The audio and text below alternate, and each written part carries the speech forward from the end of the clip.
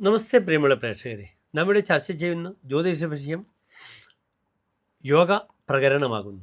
കല്യാണവർമാവ് തൻ്റെ സാരാവലി എന്ന ഗ്രന്ഥത്തിൽ 17ാമത്തെ അധ്യായത്തിലാണ് യോഗ പ്രകരണം വിശദമായി ചർച്ച ചെയ്തിട്ടുള്ളത്.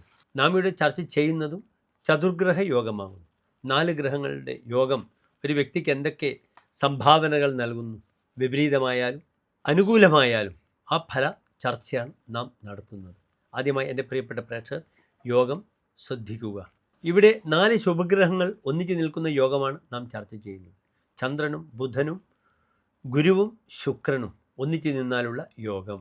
വിദ്വാൻ വിമാതൃപിതൃഗ സദ്രൂപോ ധനയുതോതി സുഭഗ ഭവതി നരോ വിഗതാരിഹി ബുധ ഗുരു ശശി ഭാർഗവേ സഹിതൈഹി. ഇവിടെ ബുധൻ, ഗുരു വ്യാഴം, ശശി ചന്ദ്രൻ, ശുക്രൻ ഈ 4 ശുഭഗ്രഹങ്ങളോടും കൂടിയ വ്യക്തി ഇപ്രകാരം ജനിക്കപ്പെടുന്നു എന്നാണ് ആചാര്യൻ വിവരിക്കുന്നത്. ശ്രദ്ധിക്കുക. ഇപ്രകാരം യോഗം ചെയ്ത വ്യക്തി വിദ്വാനാകുന്നു, നല്ല പണ്ഡിതനാകുന്നു. വിമാതൃപിതൃഗ ഇദ്ദേഹത്തിൻ്റെ പിതാവും മാതാവും കുട്ടിക്കാലത്ത് തന്നെ നഷ്ടപ്പെടുന്നു, അല്ലെങ്കിൽ അവരാൽ ഉപേക്ഷിക്കപ്പെടുന്നു ഈ വ്യക്തി. ഒരു നല്ല യോഗമല്ല, 4 ഗ്രഹങ്ങൾ ഒന്നിച്ചു നിന്നാലുള്ള യോഗമാണ് പറയുന്നത്. അദ്ദേഹത്തിൻ്റെ ബാല്യകാലം കഷ്ടപ്പെട്ടതായിരിക്കും. അച്ഛനും അമ്മയും ഇദ്ദേഹത്തെ ഉപേക്ഷിച്ചതാകാം, അല്ലെങ്കിൽ കുട്ടിക്കാലത്തിന് അവർ പരസ്പരം സെപ്പറേറ്റഡ് ആകുക, അകന്നു പോവുക. അങ്ങനെ കുട്ടി ഈ ബാലൻ്റെ സംരക്ഷണ വിഷയം ബാല്യകാലത്തിൽ വലിയ ബുദ്ധിമുട്ടുകൾ നിറഞ്ഞതായിരിക്കാം.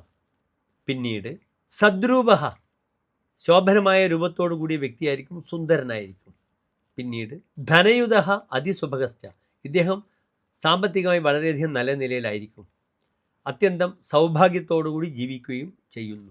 വിഗതാരിഹി ഇദ്ദേഹത്തിന് ശത്രുക്കളില്ല, ശത്രുക്കളൊക്കെ ജയിച്ച ആളാണ് ഇദ്ദേഹം. ഇതാണ് 4 ഗ്രഹങ്ങളും ചേർന്നുള്ള യോഗത്തിൻ്റെ പ്രത്യേകത. നന്ദി, നമസ്തേ.